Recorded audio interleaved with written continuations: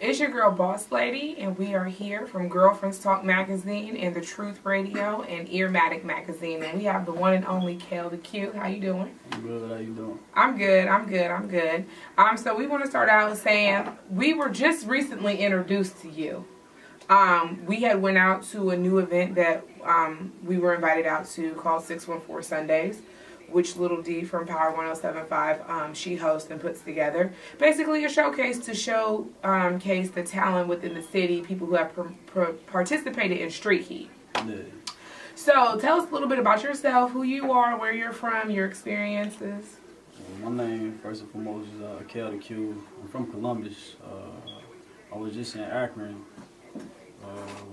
doing a degree in communications, man. Like, I was in and out of school for a little minute, but ended up getting through that. Came back here and just hopped on the music scene heavy. Okay.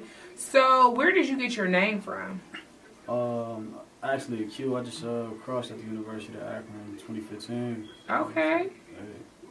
So you are a part of the fraternity. Yeah. Do they support your music? Do your At first, they frat brothers? didn't, man. I just really kept having to push it. It's almost like everybody, like, you ain't gonna get that following up front, but once they see you doing something, it's like they begin to follow you. I was taught that you gotta get, like, accepted by strangers first in order for your friends to really see the movement. It's Right. crazy because that's how it really works. All right, so let's talk about music and let's talk about you a little bit as a person. You said that you went to school, you went to college, so education is something that's important to you. So how did you sustain music and education at the same time? Honestly, music was the only thing that got me through, man. I'll tell everybody the story. It was a time like where I had moved, like when I first moved back to Akron, because I went there one time, but my financial aid was messed up. Like I said, I had been in and out of school, so I moved, finally got everything situated, we moved into a house, and I left 1 week for break. Man, we ended up getting robbed, and everything was missing. I had no clothes, no shoes, man, my TV, everything was gone, so I was just in the room. One day, someone told me to look under the bed, and my laptop was under my bed in a black bag, and I guess they had missed it because the lights was off or something. And then I had like all my instrumentals on there. I just started writing. So I thought about dropping out of school, honestly, man. And I talked to one of my older homies. He like, nah, man, just stay consistent, man. I'm the type of person that really don't believe in giving up on myself, man. So I just fought it out, and that music just kept me motivated because I knew, like, eventually it was gonna pay off. Okay. So did you do music prior to going to college, or is it something that you tapped into once you got into school? Honestly, like, before I went to college, I really wasn't as serious as I am now. I always wrote, I always been good at writing, but I started taking it serious, like, once I got into college. Okay. So let's fast forward a little bit. You graduated college. Congratulations. You have your Appreciate it. degree. You're working, and that's a beautiful thing. Now you're back here in Columbus, and you're getting into the music scene. What are some of the things that you noticed about the music scene when you came here? It's funny, like, ain't no disrespect. It's a lot of people that sound the same. Like, a lot of people are going off the trends of what they see is hot, man, and it's cool or whatever, but at the same time, it's like, I just want to stay in my lane. Like, I'm seeing people, and I'm gaining, like, the respect, and you could tell, like, the artists that are real, like, by, it's just that vibe that you get from real artists, and you just, all right, that's you, I respect that. I just realized, like, a lot of people here are the same, but it's a lot of good artists in Columbus. Right. Yeah. It's funny that you say that because J Money and myself, we have the conversation, and sometimes, like, when you go out, you feel like you hear the same song over and over and over again. And even at the showcase, there were some people that you were kind of like, okay, well, you can see this. And myself and J Money, we found ourselves like saying, well, he kind of reminds me of Wiz Khalifa, or he reminds me of Rich Homie Quan. But when you came, it was something different. You know, you're a young guy. I was getting ready. I was ready for some more like dance music, some kind of trap music. Next thing I know, I hear a Tupac beat. I'm like, wait a minute. He looks all of maybe 12. What does he know about Tupac? What is going on? Yeah. So how did you put together your sound? Define your style. My style, man, I ain't gonna lie, man. Like, when you spend a lot of time by yourself, you just really start figuring out your strengths and your weaknesses, man. I always tell myself, like, I grew up on the south side of Columbus, man. It's real rough out that way, so it's like the dogs, boy.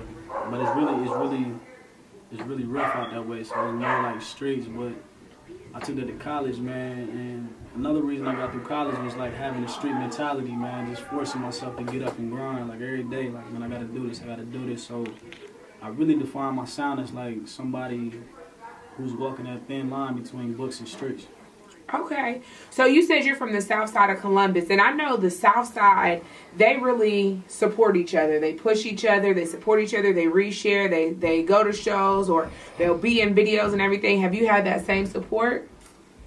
It's mostly been from family. Like, okay. I see a lot of older homies that I grew up around, man. And they show me that love, like just on the strength of like me promoting myself or like my family promoting my music. They be like, oh man, I seen you doing your thing, man. Stick to it, you feel me? And it's all love. Okay. Yeah. Okay, that's cool. So tell me a little bit about your sound. Like if you had to categorize yourself, what category would you put yourself in? It's rough, man.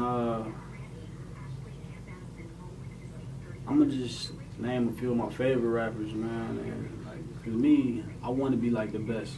I see myself as the best every day. And people who I look at as the best are like Nas, Jay-Z, man. You got Andre 3000, you got Big, you got Pac. So anywhere in that category. So you like people who are lyricists? Yeah. Okay. So with that being said, with those being some of your influences, what do you draw from each of them? Somebody like Nas or somebody like Pac, what do you draw from them? It's different things from different people, man. Like with Nas, man, we got like that similar story growing up. Like me and Nas' birthday around the same time, so we got that humbleness, but at the same time you see that street. You got Pac, man, we just all about that. Again, like the streets, man, the struggle, man. Like just growing up for me was a struggle, so I relate to him on that level, man. And just the poetry from him. You got Jay-Z, man, a hustler, man. Every day, like I said, in college, I was up hustling, man, grinding. Like you wouldn't even understand. It was days where I had to figure out how to eat, man. It was just a consistent grind, man, and I wasn't letting up. Okay. So what do you plan to do with your music? Music, I said I want to be the best. Like tours, man, videos, you name it. Oh, I say hi, kid. Want to know what I did? I just convinced my man girl to do a fucking threesome with my side chick. And life is dope. Nigga been taking notes on how to spit that crack. Ended up being coke. The reckless is what reckless does. Guess you could say I'm reckless. Taking out them D-bows to get my grandma a necklace. Up in church, selling weed to the past. I done came a long way from that Bolivon's bastard. Skipping classes because the masses that was shaking had me spazzing, swerving traffic. I can't remember what happened. Woke up this morning, had 20 missed calls from 2 midgets and the Asian. Their schedule was overlapping. My body dead weight, trying to keep my head straight. But I can't figure out which Angela Bassett I want to impregnate. Stella's new groove, I probably act a fool with it. Then I kick her ass out like what's love got to do with it. It's just anything imaginable. My fault, I've been doing my research, man. This is this book called my finger on the name, but it's pertaining to music or business in the music industry, and I just really been studying it every day, man. I know eventually I just want to start my own label. Okay, so let's talk about your project. What's the name of your current project out? I put out a project last year around January, earlier this year, January, called Bolivar Arms, and that's just really the area I actually was born in, man. And I know like a lot of my family, because I take a lot of my music and a lot of the stories from me growing up, and that was the area I was in like majority of my life. But I'm working on a project now called Collegially Institutionalized, where I'm walking that line of books and streets. Like I said, it's me comparing my school into like a prison sentence. Cause real talk, both of them are set up as a system, man. It's things you gotta do, standardized, man, to where you feel like you actually being controlled a little bit, man, and you really ain't got no control over your life. So yeah, I see a lot of the metaphors like within the song that I'm talking about, man, and I just feel like that's gonna be one for the ages. So when is that project coming out? December 3rd. I've been working on it for That's a year. my birthday. Hey, okay. Okay, high five. Hey. So it's coming out December 3rd. Do you have a video already, or are you in the process, or?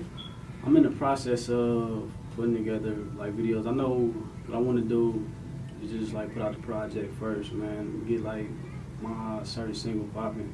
Y'all heard the single that I'm pushing on the project? It's called "Land of the Forgotten." Like, they don't look up to the graduates, they look up to the dope boys. And that was a song I performed second, man. And I've been getting like crazy feedback off of that song. So that's gonna be my first video that I shoot from that. Okay. Outside of that, man, I did like a couple promo videos. Put them out, man. They've been buzzing for a minute. I just need to continue to push. Okay. So are you on any tours? Are you connected with any people? Are you with any DJ pools? Are you looking to get involved in that stuff? Honestly, I got a few DJs, man. I'm setting on my own tour for July 2017. But I'm always looking to work and connect, man. That's what I feel like the music business is about. Just making, I don't know, building myself up like through quality. Right. So is there any local artists or independent artists that you want to work with or that you have collaborated with? I want to work with, man. I know my homie Moose. He out here doing big things, man. We ain't really got the same type of style, but he definitely a dope artist in the city. You got the homie Dobie, man. Like, I don't know him, but I like his music, man. He a good dude. It's really a few other artists, man. Elliot Trent, bro. Dude, a good singer. And I feel like I'll put in some work with him. And I got my homie that I work with, School, man. He up in Akron grinding right now. He be back here in December, so I'm just ready to get on the move. Okay. So are we going to be able to catch you performing anywhere soon?